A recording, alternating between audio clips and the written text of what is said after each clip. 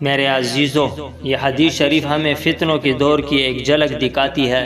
نبی کریم صلی اللہ علیہ وسلم اپنے صحابہ کرام رضوان اللہ اجمعین کے ساتھ چل رہے ہیں اور ایک لڑکا ابن صیاد بچوں کے ساتھ کھیل رہا ہے۔ بظاہر ایک عام سا منظر، مگر اس کے پیچھے امت کے لیے بہت بڑا سبق چھپا ہوا ہے۔ نبی کریم صلی اللہ علیہ وسلم اس کے قریب آتے ہیں، شفقت بھی ہے، جلال بھی ہے اور امتحان بھی۔ اچانک آپ صلی اللہ علیہ وسلم اس کی پیٹھ پر ہاتھ مارتے ہیں اور پوچھتے ہیں، کیا تو گواہی دیتا ہے کہ میں اللہ کا رسول ہوں؟ تو وہ لڑکا عجیب جواب دیتا ہے، میں گواہی دیتا ہوں کہ آپ امیوں کے رسول ہیں۔ یہ آدھا سچ آدھا زہر تھا، حق میں ملاوٹ۔ تو میرے عزیزو، یہی دجالی فتنہ ہوتا ہے، پورا انکار نہیں، پورا اقرار نہیں، بلکہ سچ اور جھوٹ کا خطرناک امتزاج۔ پھر ابن صیاد وہ الٹا سوال کر بیٹھتا ہے، کیا آپ گواہی دیتے ہیں کہ میں رسول ہوں؟ تو نبی کریم صلی اللہ علیہ وسلم فوراً بات کاٹ دیتے ہیں، میں اللہ اور اس کے رسولوں پر ایمان لاتا ہوں۔ تو یہاں ہمیں یہ سکھایا جا رہا ہے کہ فتنوں سے بحث نہیں کی جاتی، ایمان کو صاف رکھا جاتا ہے۔ پھر نبی کریم صلی اللہ علیہ وسلم پوچھتے ہیں، تمہارے پاس کیا آتا ہے؟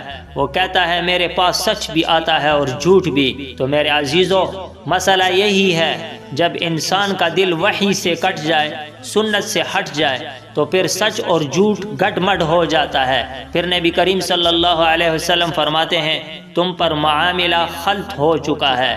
پھر نبی کریم صلی اللہ علیہ وسلم ایک امتحان لیتے ہیں، دل میں قرآن کریم کی آیت چھپا کر پوچھتے ہیں، وہ آدھی آیت تک پہنچ پاتا ہے، پورا نہیں۔ نبی کریم صلی اللہ علیہ وسلم فرماتے ہیں، اخسا، تو اپنی حد سے آگے نہیں بڑھ سکتا۔ تو میرے عزیزو، یہاں پر ہمیں بہت بڑا پیغام ہے، باطل جتنا بھی چالاک ہو، جتنا بھی لوگوں کو متاثر کرے، آخر وہ اپنی حد سے آگے نہیں جا سکتا۔ حضرت عمر رضی اللہ عنہ جیسے غیرت مند صحابی فوراً کھڑے ہو جاتے ہیں، یا رسول اللہ صلی اللہ علیہ وسلم، اجازت دے، میں اس کا کام تمام کر دوں۔ لیکن نبی کریم صلی اللہ علیہ وسلم کیا فرماتے ہیں؟ عدل، حکمت اور توازن کا درس۔ اگر وہی دجال ہے تو تم اسے قتل نہیں کر سکتے، اور اگر نہیں ہے تو تمہیں اسے قتل کرنے کا کوئی فائدہ نہیں۔ تو میرے عزیزو، یہاں ہمیں یہ سکھایا جا رہا ہے کہ ہر مشکوک شخص کو فوراً دجال قرار دینا بھی فتنہ ہے۔ نجات کا راستہ ایک ہی ہے، اللہ پر مضبوط ایمان، رسول اللہ صلی اللہ علیہ وسلم کی سنت، صحابہ کرام رضوان اللہ اجمعین کا راستہ اور دل کی عاجزی۔ اللہ تعالی ہمیں فتنوں کے زمانے میں سیدھا راستہ عطا فرمائے اور حق کو حق، باطل کو باطل پہچاننے کی توفیق دے۔